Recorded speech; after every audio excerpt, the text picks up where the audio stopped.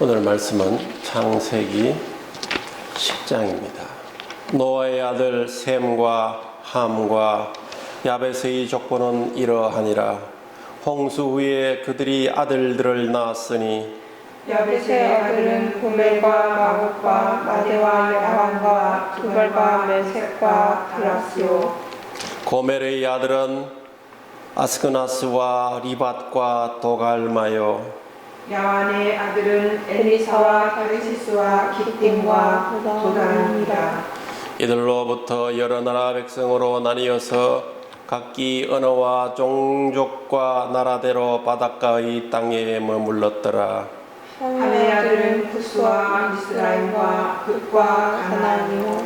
구스의 아들은 스바와 하윌라와 삽다와 라마와 삽드가요. 라마의 아들은 스바와 드단이며 구스가 또 nimrod을 낳았으니 그는 세상의 첫 용사라. 그가 여호와 앞에서 용감한 사냥꾼이 되었으므로 속담에 이르기를 아문은 여호와 앞에 니므롯같이 용감한 사냥꾼이로다 하더라. 그의 나라는 시날 땅의 바벨과 에렉과 악각과 갈레에서 시작되었으며 그가 그 땅에서 아수르로 나아가 니느웨와 르호보딜과 갈라와 및 니느웨와 갈라 사이에 레센을 건설하였으니 이는 큰 성읍이라. 미스라임은 루딤과 아나님과 르하빔과 납두힘과 바드루심과 가스루힘과 갑도림을 낳았더라.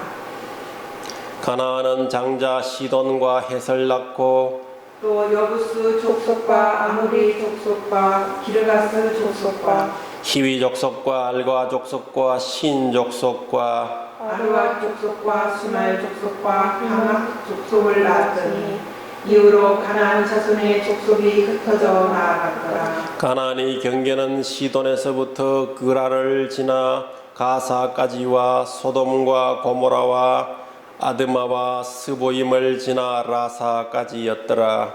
이들은 함의 자손이라 각기 족속과 언어와 지방과 나라대로였더라.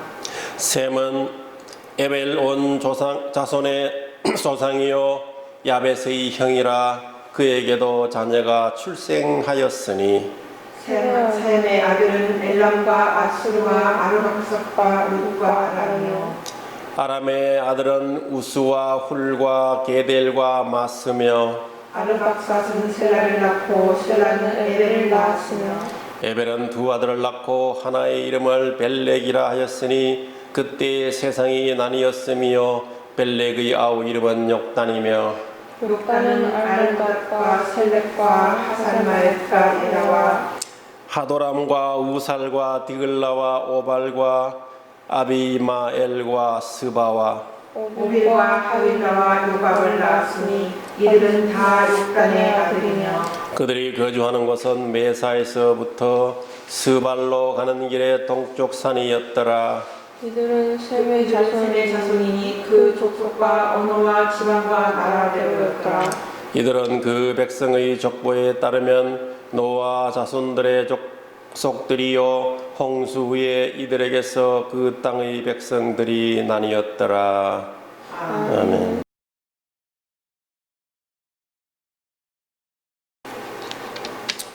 오늘은 창세기 10장의 말씀으로 신앙의 족보라는 제목을 가지고 상고하면서 피차 은혜 나누기를 원합니다. 창세기 10장은 창세기 5장에 이어지는 족보입니다. 이 성경에서 이 족보가 나오기 시작하면은 뭔가 사람들은 지겨워하고 그 사람의 이름, 족속의 이름을 읽어 나가는 것을 괴로워하곤 합니다. 왜 그럴까요? 그 족보가 주는 메시지가 있다기보다는 단순히 나열된 이름으로 생각하기 때문이라고 여겨집니다. 오늘은 이 족보가 나오는 창세기 10장을 보게 되었습니다. 창세기 5장 아담으로부터 노아까지 기록을 하였고 이 10장은 노아로부터 각 세 아들과 함께 내려가는 자손들을 기록하고 있습니다. 그리고 이어지는 11장에서는 셈의 기록된 5 아들 중에서 세 번째 아르박사세서부터 출발하여 아브라함에 이르는 족보를 기록하고 있습니다. 창세기 10장에 기록된 이 노아의 후손의 이름 중에는 사람의 이름도 있지만 민족의 이름도 있습니다. 4절의 기띔은 지금의 키프로스 섬에 사는 사람들을 가리켜 기띔이라고 하다가 이제 에게 바다의 섬들과 마케도니아에 사는 사람들을 기띔이라고 부르기도 하였습니다. 이처럼 성경에 기록된 족보는 현대의 족보처럼 한 세대 한 세대를 빠지지 않고 기록한 그런 것이 아니었습니다. 때로는 족보의 내용이 일관적이지 않기도 합니다. 저자가 저자의 의도에 따라서 필요에 따라서 적합하게 기록된 것이기 때문입니다. 성경에 기록된 족보가 부정확하다고 하는 것이 아닙니다. 이것은 아주 정확하게 기록이 되어 있는데 단지 목적에 따라서 필요한 사람들을 기록한 것이었습니다. 야벳의 아들들은 터키와 이란 그리고 동유럽과 이태리 등 이스라엘 북쪽으로 전파되어서 유럽과 인도를 이어가는 그러한 지금의 독일, 프랑스, 스페인 지역의 조상으로 믿어지고 있습니다. 인도 유로피언 언어라는 것은 야벳의 자손으로부터 시작된 것으로 보입니다. 그래서 이 동양과 서양이 이어지는 언어의 구조를 우리가 알 수 있습니다. 함의 아들 구스의 자손의 일부는 아프리카의 남쪽으로 내려가서 에디오피아를 이루고 용감한 사냥꾼이 있었던 리므롯은 유프라테스 바벨론 지방으로 올라가서 세계 최초로 제국을 건설한 것으로 보여집니다. 또 다른 구스의 아들 스바와 하윌라와 삽다와 라마와 삽드가는 아라비아 지역으로 진출했습니다. 그러나 붓은 북아프리카의 리비아에 정착하여 그들의 조상이 되었습니다.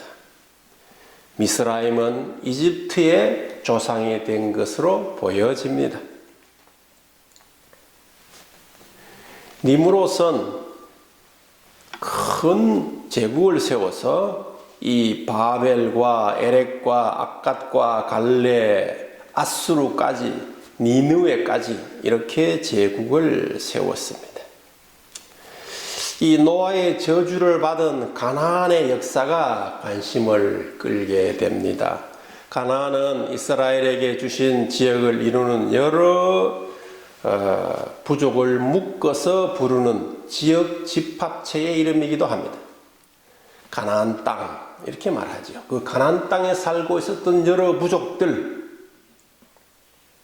통칭해서 가나안이라고 불렀습니다.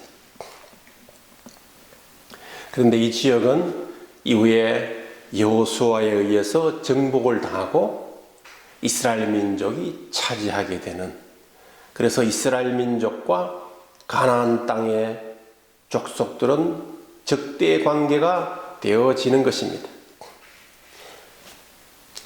가나안의 장자 시돈은 지금의 레바논에 있는 시돈을 이루었다고 믿어지고 있습니다.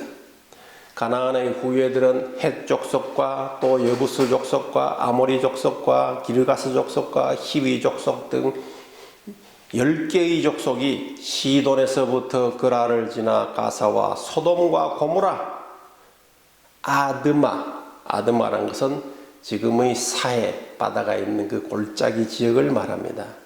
그리고 스보임은 소돔의 일부를 말하는 것입니다. 그렇게 이런 곳에서 가나안은 정착하였고 그들의 종족을 이루며 살고 있었습니다. 이처럼 이 대홍수 이후에 노아의 후손들은 많이 번창하여서 세상으로 퍼져나가 번성하기 시작했습니다. 노아의 저주를 받은 함은 이후에 어떻게 되었을까요? 노아의 손자 가나안에게 저주를 하였습니다. 과연 그 가나안은 저주를 받았을까요? 가나안이 살아가다가 길을 걸어가다가 넘어져서 다리라도 부러졌을까요? 아니면은 말 그대로 정말 그 형제들의 노예가 되었을까요? 하나님께서는 그들에게 바로 저주하지 않았습니다. 그 저주는 하나님이 이스라엘에게 약속을 하여서 그 땅을 주신 가나안 땅으로 갈 때까지 이 가나안 사람들을 저주하지 않았습니다. 오히려 가나안 사람은 다른 사람들을 노예로 삼고 살았습니다. 하나님께서는 노아의 저주에도 불구하고 가나안 땅을 신속하게 저주하지 않고 인내하며 기다렸습니다. 용감한 사냥꾼이었던 니므롯은 바로 구스가 낳은 자녀인데 구스는 함의 아들이죠. 가나안의 삼촌이 되겠습니다. 이 니므롯은 대단한 사냥꾼이다. 세상의 첫 용사라 그랬습니다. 이 용사라는 말은 동물을 잘 잡는 사냥꾼을 말하는 것이 아니라 사람을 잡는 사냥꾼입니다. 그래서 그는 그런 거센 힘을 통하여서 제국을 세웠습니다. 이렇게 엄청난 제국을 세운 니므롯은 하나님께서 장차 주실 저주를 무시했을 가능성이 있습니다. 인간은 자기가 용감하고 건강하고 힘이 세고 물질이 많고 지위가 높으면 무엇이든지 할 수 있다고 생각하는 그런 경향에 빠지기도 합니다. 심지어는 하나님의 뜻을 거스를 수 있다고 착각하는 경우가 있습니다. 이것이 바로 교만이라고 하는 겁니다. 나중에 세워질 바벨론, 이 느부갓네살 왕도 이런 세상의 힘을 가지고 하나님을 무시하는 행동을 하였습니다. 느부갓네살 왕은 바벨론 군사를 들고 이스라엘로 침공하여서 하나님의 성전에 있는 성전 그릇을 가지고 가서 신할 땅에 있는 자기네 신들의 신전에다가 보관했던 것입니다. 이것은 하나님을 무시하는 처사여 하나님의 사람들을 짓밟는 것이었습니다. 뿐만 아니라 두라 평지에 큰 금상을 세우고 모든 백성이 이 신상에 절하도록 하였습니다. 바로 다니엘 시대의 이야기입니다. 느부갓네살은 사람의 영광을 위해서 거대한 건축물을 세우고 호령하였지만 결국 멸망하고 말았습니다. 인간의 왕국을 사람을 위해 사람을 통하여 사람이 세운 겁니다. 이것은 결코 영원할 수 없습니다. 반드시 멸망하고 파멸에 이르게 됩니다. 오직 하나님의 나라만이, 하나님의 왕국만이 영원한 것입니다. 짧은 소견으로 보는 인간의 눈은 사람이 하는 것이 어마어마하여서 그것을 어느 누구도 깰 수 없다고 생각합니다. 그러나 우리는 지금 이 시대에서 보고 있습니다. 얼마나 사람이 약한지, 수백 명의 사람을 태우고 다니는 그런 비행기들도, 그리고 엄청난 힘을 자랑하는 기차들도 바로 이 코로나 바이러스 앞에서는 힘을 쓰지 못한다는 사실을 우리가 알고 있는 겁니다. 눈에도 보이지 않는 작은 바이러스가, 눈에도 보이지 않는 이러한 미생물이, 눈에도 보이지 않는 아주 작은 것이 인간의 삶을 통째로 흔들어 버리고 있다는 사실을 우리는 피부로 체험하면서 살아가고 있는 것입니다. 우리는 성경의 족보를 보며 생각합니다. 나의 족보는 어떠한가를 돌이켜보게 되는 것입니다. 나의 족보는 하나님 보시기 아름다운 것인가 하는 것을 생각하게 됩니다. 노아의 세 아들의 족보처럼 여러분의 족보는 어떻게 되기를 원하십니까? 저주를 받는 족보를 가져가기를 원합니까? 하나님의 축복이 임하는 족보가 대대로 이어지기를 원하십니까? 몇 세대 아래의 후손, 그들이 하나님으로부터 떠날 수 있다는 생각을 해본 적이 있습니까? 아니, 당장 내 아들, 딸이 여러분의 신앙을 이어가지 못하고 있지는 않습니까? 우리의 신앙의 족보를 생각해 보시기 바랍니다. 여러분 자신도 여러분의 부모와 조상으로부터 좋은 족보를 이어받지 못했다고 불평하지 아니합니까? 비록 여러분의 조상은 여러분에게 좋은 족보를 물려주지 못하였더라도 걱정할 것은 하나도 없습니다.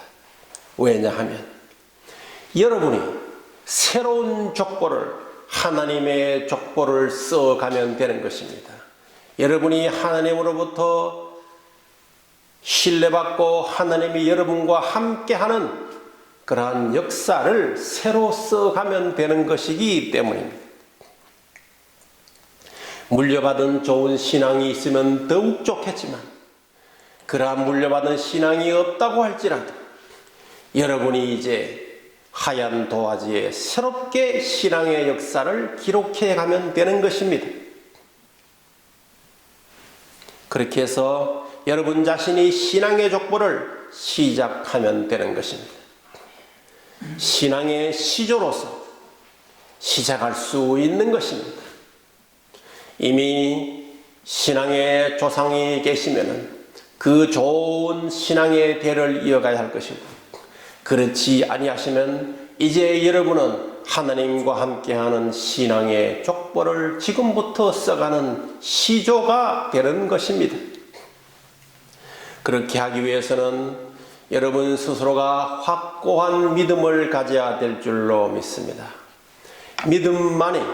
믿음으로만 하나님의 사람이 될 수 있는 것입니다. 믿음으로만 하나님과 함께 나아갈 수 있는 것입니다. 믿음이 있을 때만이 하나님의 복을 받을 수 있는 겁니다. 믿음이 있을 때만이 내 자녀에게 믿음의 본을 보여줄 수 있는 것입니다. 하나님 앞에 온전히 서가는 저와 여러분이 되시기를 주님의 이름으로 축복합니다. 이제 믿음이 확고하게 세워져 가면은 자녀들에게 믿음의 본이 되어야 하는 겁니다. 믿음의 본, 하나님의 사람으로서의 믿음의 본이 되는 여러분이 되시기를 축복합니다. 믿음의 본은 여러 가지 면에서 나타날 것입니다. 첫째는 생각의 본이 되는 것입니다. 어떻게 생각하고 살아갈 것인가? 내 인생을 어떤 방향에다가 놓고 살아갈 것인가? 내 인생의 타겟, 내 인생의 골을 어디까지 놓고 살아갈 것인가가 결정이 되어야 하는 겁니다. 여러분들 배를 몰거나 자동차를 몰거나 비행기를 몰고 갈 때에 목적지가 없이 간다면 어떻게 되겠습니까? 여러분의 인생 항로에도 목적이 뚜렷해져야만 되는 것입니다. 가야 할 장소가 결정되어져야 하는 것입니다. 어떤 길을 통해서 갈지, 어떤 항로를 통해서 갈지, 어떤 고속도로를 통해서 갈지를 결정을 하고 가야 하는 것입니다. 이렇게 생각의 신앙의 본이 자녀에게 주어져야 하는 것입니다. 그리고 두 번째는 모범이 되는 것은 행동의 모범이 되어야 될 줄로 믿습니다. 자녀들은 말하는 것과 행동하는 것을 비교합니다. 이것을 통해서 배워나가는 겁니다. 말하는 것과 행동하는 것이 일치하지 않으면 의문을 갖게 됩니다. 그래서 말과 행동이 일치하는 언행일치가 될 때에 자녀들은 순종하고 따라갑니다. 저는 근간에 어떤 장로님이 자녀가 목사님이 됐다라는 소식을 들은 적이 있습니다. 다른 것은 제가 잘 알 수 없지만 그 장로님은 행동 속에서, 삶 속에서 아마도 자녀에게 좋은 모습을 잘 보여주고 양육한 것 같습니다. 그렇게 될 때에 그 자녀가 그 신앙의 모습을 따라서 목회자의 길로 갈 수 있는 것입니다. 그렇지 않으면 반발하여서 다른 길로 갑니다. 저는 많은 목회자의 자녀들이 그 목사님들은 열심히 충성했지만 하나님 앞에 성도들 앞에 열심히 충성했지만 그 자녀는 그 부모의 아버지의 뜻과는 전혀 다른 그 기대와는 전혀 다른 실망의 길로 간 것을 많이 들었습니다. 어쩌면 말과 행동이 가정 안에서 달랐을지도 모릅니다. 세 번째는 신앙을 굳건한 가훈으로 세워나가는 겁니다. 여러분이 신앙의 시조가 되기 위해서는 신앙을 굳건한 가훈으로 세워나가야 될 줄로 믿습니다. 우리 가족은 이것을 최고의 중심으로 두고 살아간다. 이것이 우리 가족에게 가장 중요한 것이다. 이것이 우리 가족에게 가장 가치의 중심에 있는 것이다. 라는 것을 결정하는 겁니다. 정하는 겁니다. 어떻게 정하냐고요? 기도하시기 바랍니다. 기도 속에서 여러분들에게 주시는 가치관이 있습니다. 하나님이 주실 겁니다. 그것을 받으셔서 여러분이 가정의 가훈으로 새겨나서 여러분의 다음 세대와 그 세대를 이어가는 세대와 세대를 이어가는 가훈으로 세워나갈 수 있기를 바랍니다. 네 번째는 삶 속에서 믿음의 작은 여정을 세워나가는 겁니다. 살아가다 보면은 인생 속에서 어려운 일, 좋은 일, 슬픈 일, 외로운 일, 괴로운 일들이 생길 수 있습니다. 이러한 여정 하나하나 이것을 하나의 매듭이라고 할 수 있겠죠. 이 매듭이 생길 때마다 이 매듭을 어떻게 하나님 앞에 좋은 기억으로 가정 속에서 만들어 나갈 것인가 하는 것을 생각해야 한다는 것입니다. 항상 좋은 것만이 기억되는 것은 아닙니다. 인생 살다 보면은 수십 년을 살다가 보면은 과거를 돌아볼 때가 있습니다. 그러나 대부분의 경우 아주 기쁘고 즐겁고 좋았던 시절이 기억나기도 하지만 많은 경우는 힘들었을 때, 어려웠을 때를 생각하게 됩니다. 그것이 더 기억납니다. 간단한 예로 친구들과 놀러 갔다가 엄청난 소나기를 만나서 야영하던 캠프 텐트에 물이 많이 들어와서 밤새 잠 못 자고 물을 퍼내야만 했던 그런 기억들. 간단한 것 같지만 좋았던 기억보다 그런 기억들이 오히려 추억 속에서 오래 기억된다는 것입니다. 그 물을 퍼내면서 서로 협력하고 협동하고 했던 그런 기억들은 오래 갑니다. 심지어는 늙어서도 기억합니다. 그리고 그 친구들 오래 기억하게 됩니다.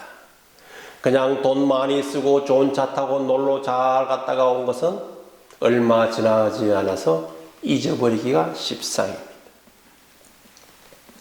삶 속에서 작은 여정이 있을 때 오히려 힘들거나 외롭거나 부족한 것이 있을 때 그때를 믿음의 좋은 여정으로 세워나가고 믿음의 좋은 이정표로 세워나갈 수 있다는 것을 기억하시기 바랍니다.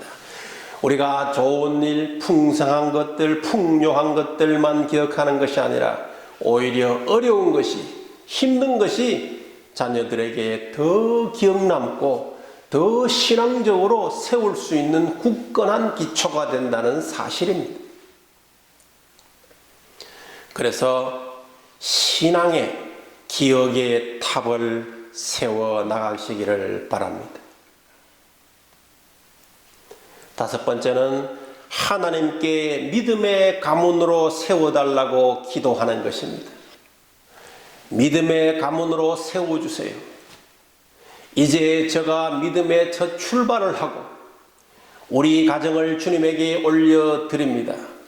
우리 가족 모두 이름 하나하나 주님에게 올려드립니다. 이들을 통하여서 믿음의 족보가 형성되게 하시고 대와 대를 이어가면서 주님 앞에 더욱더 충성하고 주님 앞에 온전히 서가는 복된 가정들이 되게 하는 주님의 놀라운 역사가 일어나게 해달라고 기도하는 겁니다.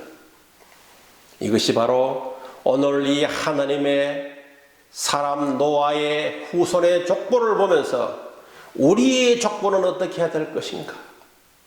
믿음의 족보를 어떻게 세워나갈 것인가? 하는 결단을 하는 시간이 되시기를 바랍니다. 우리는 다른 사람의 족보를 보고 나와 전혀 상관이 없는 그러한 관심 없는 시간으로 가져갈 것이 아니라 심지어 성경책을 보다가도 족보가 나오면은 그냥 스킵하고 넘어가는 경향이 있기도 합니다.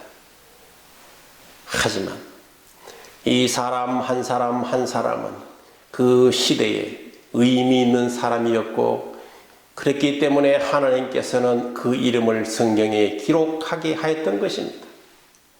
우리는 그 뒤 배경의 역사와 이야기는 잘 알 수 없으나 하나님께서는 분명히 그들에게 의미 있는 삶을 살았다는 것을 알고 여기에 기록하게 하셨던 것입니다.